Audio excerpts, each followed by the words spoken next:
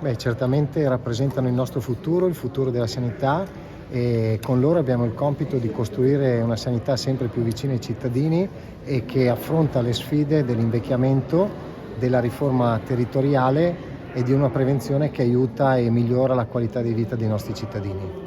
Ecco, umanizzazione delle cure, intelligenza artificiale, chiaramente questi sono tutti nativi digitali.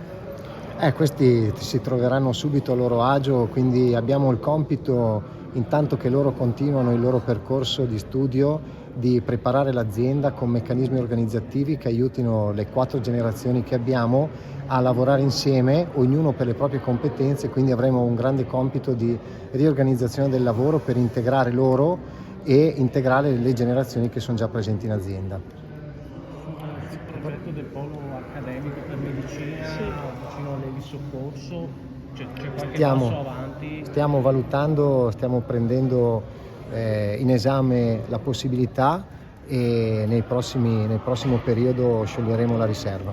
Scioglierete la riserva, quindi Nel senso sempre che quell'area lì. Quindi. vediamo, stiamo valutando se mantenerla in quell'area, nell'area originale o in quella di destinazione vicino alla rotonda.